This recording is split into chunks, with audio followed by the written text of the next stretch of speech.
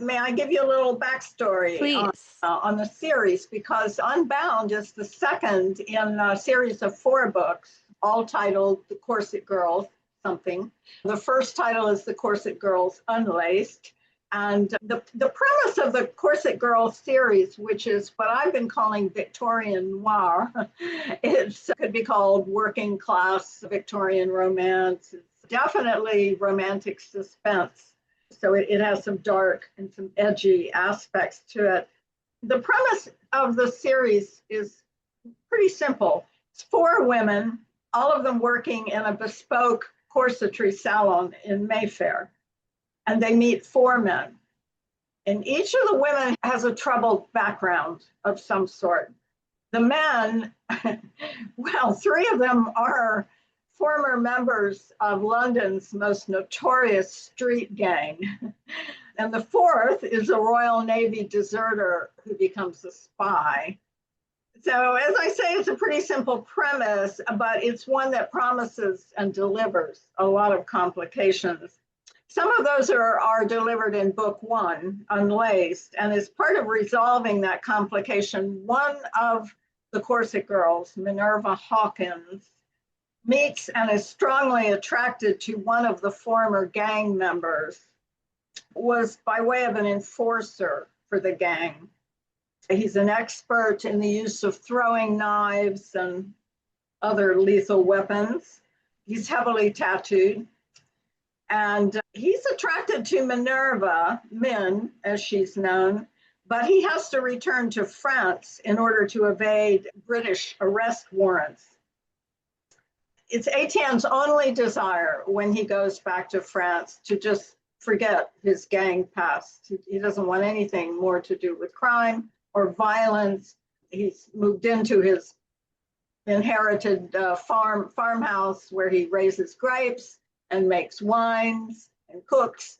And, he just is going to have a nice, peaceful life there. So he thinks. But in the scene that I'm going to read for you, a complication of her own has sent Min to Étienne. There's only one person that she thinks can help her sort out this complication, and that is him.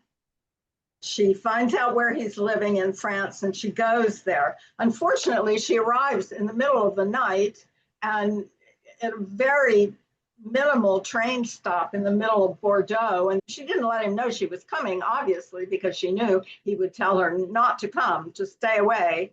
But she doesn't know where she's going. I mean, she has a vague idea of where the farmhouse is. So she sets off in the middle of the night and somehow she manages to walk there and finds the door open. And so she just walks in and she can't see where she's going because of course there are no lamps burning, and she stumbles around and ends up stumbling into Étienne's bedroom where he unfortunately is having a nightmare.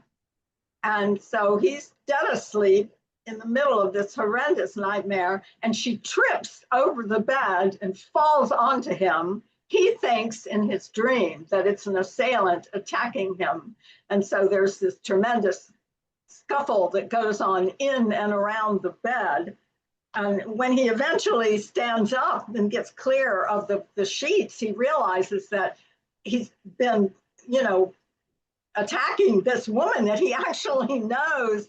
He's horrified, and she's horrified that the scuffle has somehow produced a formidable state of arousal in him, which he has never seen before. And since he sleeps in the nude, this is quite a shock, which he then realizes is mirrored in her eyes, and he flees from the room. And this is what happens next. All right. Well, there was no dictionary in which the entry for awkward defined what Minerva had just seen. Life was a banquet of novelty. The moonlight was enough that she could see to scramble out of the bedding and began putting herself to rights. Her petticoats dropped into place easily enough, but her skirt was twisted entirely around, closure to the front and unhooked, the placket gaping. The buttons of her bodice had also taken leave of their senses. 6 were unfastened, displaying the lace edge of her chemise and the ribbon tie at the top of her corset busk. The tie was undone, pink silk tails spiraling coquettishly down the front of her bodice, all very embarrassing, as though her clothing had been ready all along for the man with the... She would try not to think about that. But when something was imprinted on one's retinas, it tended to remain that way for a while, like the image of the flash after the photographers fired the pan. Thankfully, her eyeglasses had not been broken in the scuffle. She removed them, straightened one earpiece that had gone slightly south, and replaced them. The disorder of her hair was less easily remedied. Hang her hairpins. She was not about to go rooting through the bed to find them. She'd had a hat, too, a small dove gray toque that her workmate and friend Evie had made. It was also apparently tucked in for the night.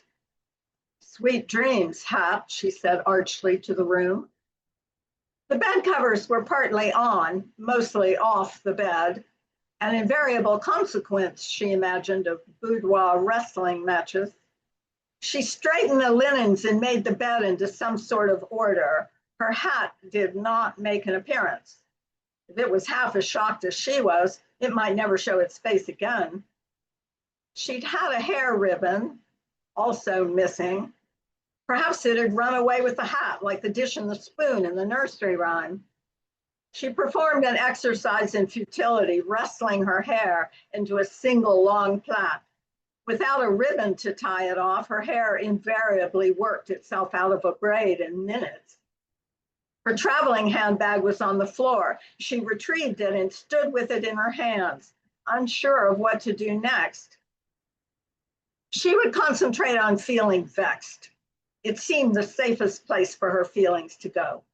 There was a toppled wooden chair next to the bed. She set it upright and sat in it, handbag in her lap. Folding her hands over the bag, she strove for composure. Her face, she felt, was a success. Her heart less so. It continued to race like a rabbit who drank a pail of strong tea.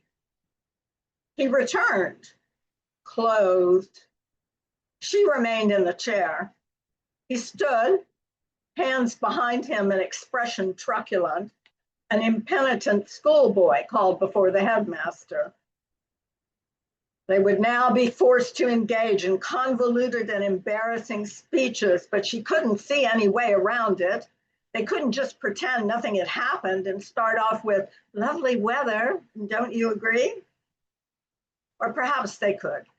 She couldn't make things any worse by establishing the civility she'd completely snubbed when she breached his bedroom and fell over him as he slept. "Hello, Étienne." Minerva. Now that he wasn't bellowing like a bull elephant, Min remembered how much she enjoyed the way he said her name, the way it reached deep, stroked deeper, the low rumble of it, the French of it. Minerva. It made her want to shut her eyes and bask the way a cat does in the sun. There would be no basking. Convoluted and embarrassing speeches commencing. 3, 2, 1. Étienne inquired as to her health. Was she damaged? Had he hurt her in any way? She was well, she told him, if a bit rattled. He was shattered by having fought with her. She insisted it was her fault. He had been having the cauchemar, he said, and she sympathized, sharing her recurring dream in which she went round and round London in a hackney cab that never let her off. He brought up, again, the inadvisability of entering a man's bedroom. She lied and said, yes, of course, she knew not to enter a man's bedroom at night or at any other time. In actuality, she'd never been warned. No one seemed to believe she was a woman to whom such a thing might happen. She mentioned that the door of the house was open. He countered by saying in the remote French countryside, doors were often left unlocked, the danger of housebreaking being somewhat less than the chances of volcanic eruption. There was an absence of lights in the house, which she pointed out. He gave the point several swift kicks. It was the middle of the night, he lived alone, and he could find his way around his own house in the dark. Why leave a lamp burning? Even though she knew she was pressing her luck, she claimed she was unaware she'd even entered a bedroom. Houses, she pointed out, did not usually have bedrooms on the ground floor. She'd assumed she'd gone into a sitting room. Giving her the benefit of the doubt, he said he understood why she might make such a mistake. He then informed her, a bit patronizingly, she thought, that French farmhouses did not, as a rule, have parlors. She sidled, oh so courteously, up to the heart, or some body part of the matter. While I am sorry for intruding, the truth is that I would not have expected to find you. She hunted for the word and hoped she'd get it right. Her French was unreliable. Déshabillé. Needlessly, since he was French, she translated, undressed.